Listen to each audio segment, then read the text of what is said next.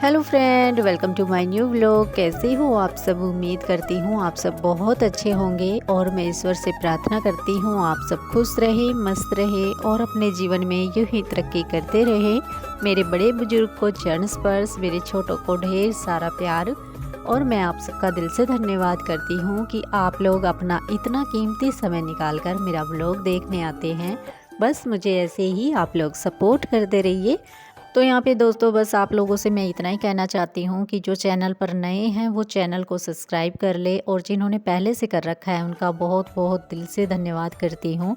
और यहाँ पे आज का व्लॉग आपको थोड़ा सा भी अच्छा लगता है तो एक लाइक ज़रूर कीजिए और अपने ढेर सारे दोस्तों को शेयर भी ज़रूर कर दीजिए। तो दोस्तों यहाँ पे शाम के 4:30 बज चुके हैं और भैंसों का दूध मैंने निकाल लिया है, गोबर भी डाल दिया है उठा के। और दोस्तों बाहर का मैं कुछ भी शूट नहीं कर पाई क्योंकि बाहर बहुत ज़्यादा धूप होती है। और आप में से जो मेरी डेली वीडियो देखते हैं वो समझ सकते हैं कि बाहर जहाँ पे मेरी भैंस बनती है वहाँ पे पेड़ भी नहीं है, सिर्फ मकानों की छाया आती है। जैसे ही सूरज ढलता है तो मकानों की छाया धीरे धीरे भैंसों की जगह पे आ जाती है और वहीं पे मैं भैंसें बांधती हूँ। इसी वजह से बच्चे भी मना कर देते हैं बाहर का शूट करने से, और मैं बच्चों के ऊपर कोई दबाव भी नहीं बना सकती। तो बस इसी वजह से मैं बाहर का कुछ भी आजकल अपने व्लॉग में शूट नहीं कर पाती हूँ। और यहाँ पे मैं दूध निकालने के बाद का बहुत देर बाद का शूट कर रही हूँ यहाँ पे, क्योंकि अभी धूप कम हो गई है तो अभी मैं सारे घर में झाड़ू लगा देती हूँ। और आज गर्मी बहुत ज़्यादा थी इसलिए हमने बुग्गू को भी नहला दिया है, क्योंकि दोस्तों आजकल गर्मी इतनी पड़ने लग गई है हम इंसान ही बर्दाश्त नहीं कर पाते। ये तो जानवर है और ये ऊपर से बेजुबान जानवर है, ये बोलकर भी हमें नहीं बताता कि मुझे गर्मी लग रही है, मुझे सर्दी लग रही है। सिर्फ इसकी हरकतें देखकर हम पहचान लेते हैं कि अब ये ऐसी हरकतें क्यों कर रहा है, क्योंकि हमने इसे बचपन से पाला है तो इसकी छोटी छोटी बातें हमें ध्यान रहती है। और दोस्तों जब गर्मी ज़्यादा होती है तो ये ठंडी जगह ढूंढता है, गीली जगह ढूंढता है और ऐसी जगह में बैठता है जहाँ हवा चलती हो। तो बस हम पहचान लेते हैं कि इसको गर्मी लग रही है और हम इसको नहला देते हैं। और दोस्तों यहाँ पे इसको तो नहला दिया है, और उसके पहले हमने सुबह यहाँ पे थोड़े से जौ रखे थे घर पे, उनको कूट के पहले तो भिगोया था उनको रात भर, फिर उनको कूट के सुखा दिया है, क्योंकि अभी गर्मियों में राबड़ी बनाने की तैयारी हो गई है। मैंने तो बोला था कि मार्केट से ले आएंगे, लेकिन मम्मी ने मना कर दिया कि घर पे जो रखे हैं उन्हीं को कूट के बना लेंगे। अभी इनकी राड़ा जो ऊपर क्या छिलका होता है वो कुछ तो उतर गया है, कुछ दोबारा कूटने के बाद में उतर जाएगा। और उसके बाद में चक्की से इसको मोटा मोटा दलिया जैसा दल के फिर हम राबड़ी बना लेंगे इसकी। तो दोस्तों घर में तो मैंने झाड़ू लगा दी है, अब नीचे की सामने वाले गेट के बाहर तक की मैं झाड़ू लगा लेती हूँ। और यहाँ पे दोस्तों हमारा जो बाहर का जो आंगन है वो कच्चा है बिल्कुल, क्योंकि हमारे यहाँ पे पशुओं का काम है तो नीचे से सारा कच्चा है, पक्का नहीं है। और दोस्तों झाड़ू लगाने के बाद में हमारा दूधिया भी आ चुका है। तो यहाँ पे दोस्तों अभी शाम के 6 बज चुके हैं और मैं भैंसों के पास आई हूँ। और दोस्तों ये वाली जो भैंस है बहुत ज़्यादा शानी नीचे बखेर देती है, आधा खाती है आधा नीचे बखेरती है, पूरे थान को बहुत गंदा कर देती है। लेकिन क्या कर सकती हूँ, इसकी आदत है, सुधरती नहीं है बिल्कुल भी। और दोस्तों अभी मैं थोड़ी सी कास नहीं बच रही है, बस यहीं काट कर इन सबको डालती हूँ। और कुछ दिन में तो ज्वार बड़ी हो जाएगी तो बस फिर ज्वार डालेंगे।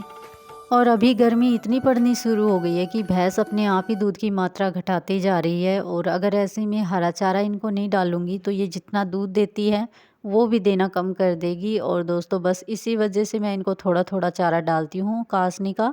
और अभी ज्वार छोटी है, काटने लायक हुई नहीं है, तो बस इसी में से थोड़ा थोड़ा डालती हूँ। और दोस्तों इधर हमने कुछ पपीता के पेड़ लगाए थे, उन पर पपीता लगनी शुरू हो गई है छोटी छोटी।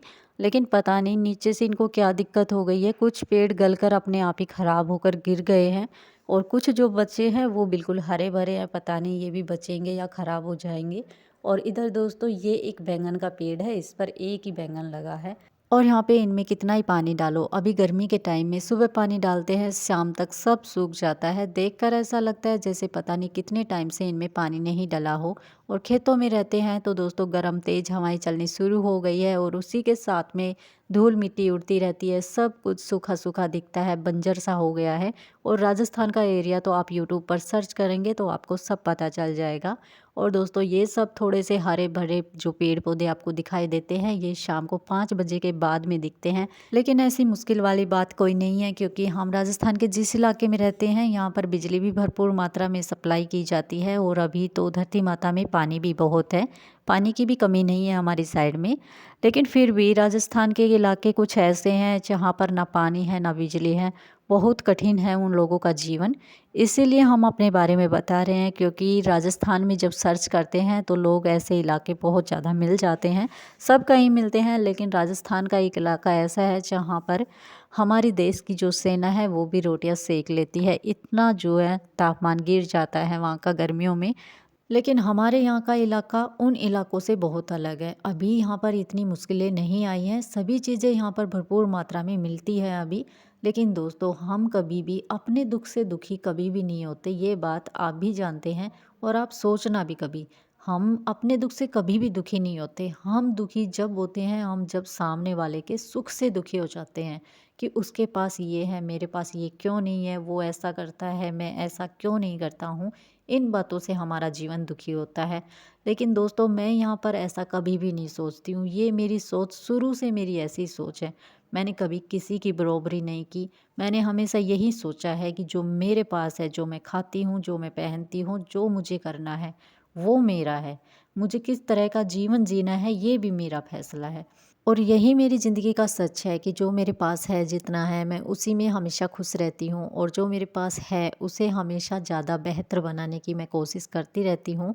इसके अलावा जितने भी घर के फैसले होते हैं छोटे या बड़े, हमेशा अपने पति के साथ मिल के लेती हूँ। कभी भी किसी तीसरे आदमी को मैंने अपने बीच में आने का मौका नहीं दिया है। यही वजह है कि मुझे आज के दिन अपनी ज़िंदगी को लेकर किसी से भी कोई शिकायत नहीं है। अपने माता पिता से, अपने पति से, अपने परमात्मा से किसी से कोई शिकायत नहीं है। मेरे हस्बैंड अपनी ड्यूटी करते हैं और मैं अपने घर का काम करती हूँ। तो यहाँ पे आप लोगों से बात करते करते मैंने भैंसों को काटने भी डाल दी है काट के, और गोबर भी उठा के खेत में डाल दिया है। और अभी अंदर आई हूँ तो बुग्गू दूध के लिए बोल रहा था। यहाँ पे पलक ने बुग्गू को दूध डाल दिया है।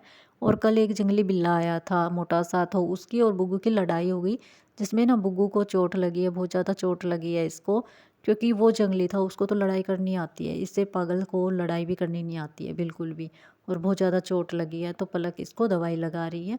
और उसके बाद में दोस्तों मैं छत पर आई हूँ, और अभी मौसम और ठंडा हो गया है और मैंने सोचा कि टाइम भी है तो चलो अभी छत की सफाई कर लेती हूँ। क्योंकि दोस्तों अभी गेहूँ सरसों निकलवाए थे आसपास में सब ने, तो सबकी गर्द आपस में ऐसे छतों पर भी जमा हो गई है। नीचे तो फैली थी लेकिन छतों पे भी उनकी जो गर्द मिट्टी धूल थी वो जमा हो गई है। तो टाइम था तो मैंने सोचा चलो आज इसकी भी सफाई कर लेती हूँ। और दोस्तों एक कमेंट आता है हाई हील डालने का, तो बस मैंने सोचा कि थोड़ा टाइम भी है और छत पर मिट्टी भी नहीं है, तो आज चलो हाई हील डाल के मैं थोड़ा सा व्लॉग बना लेती हूँ। तो बस ये मैंने यहाँ पे थोड़ा सा शूट किया है। और दोस्तों उसके बाद में मैं और काम करूँगी, तो आप लोग मेरे व्लॉग में बने रहिए। और यहाँ पे मैं आप लोगों को दिखा देती हूँ, सूरज इतना ढल चुका है और यहाँ पे जो छत है वो अच्छे से मैंने साफ़ कर दी है।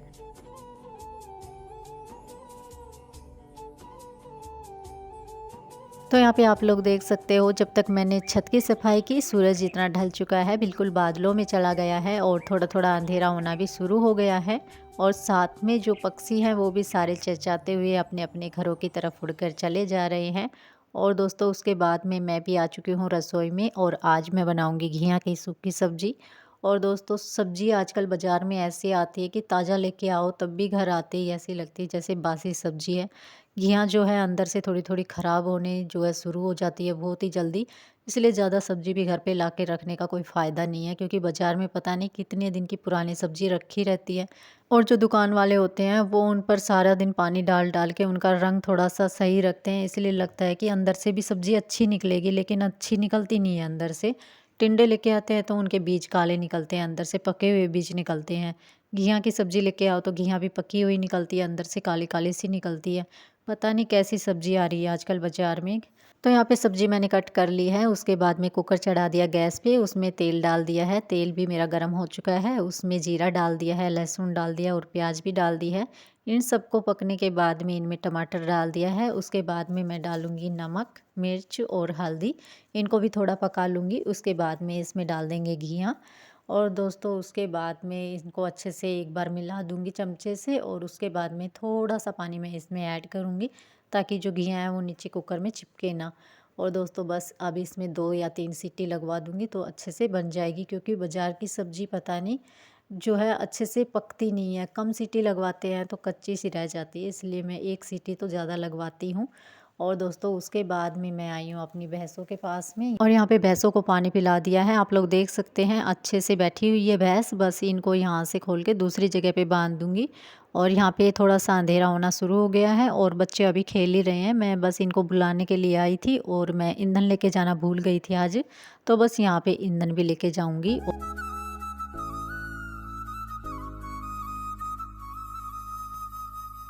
तो यहाँ पे मैं ईंधन लेके चल पड़ी हूँ, और ये सरसों का ईंधन है, धासा बोलते हैं। और अभी मैं खाना बनाऊँगी, रोटियाँ बनाऊँगी चूल्हे के ऊपर।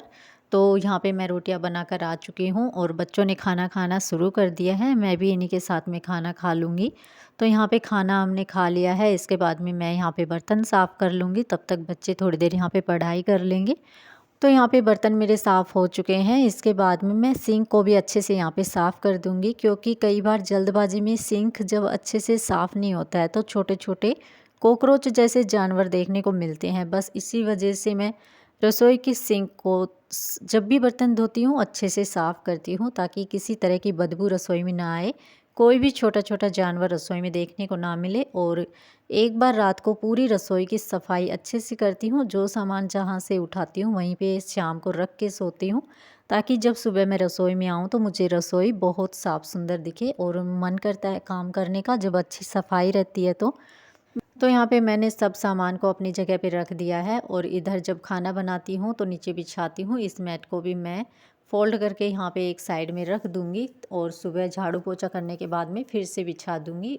तो यहाँ पे मेरी रसोई का सारा काम ख़त्म हो गया है। लास्ट में आपको दिखा देती हूँ मेरी रसोई का पूरा व्यू। और दोस्तों हमारी मुलाकात होगी अगले नए व्लॉग में, तब तक आप लोग खुश रहिए, स्वस्थ रहिए और मुझे सपोर्ट करते रहिए। लेकिन आज का व्लॉग कैसा लगा एक प्यारा सा कमेंट करके ज़रूर बताइए। Thank you.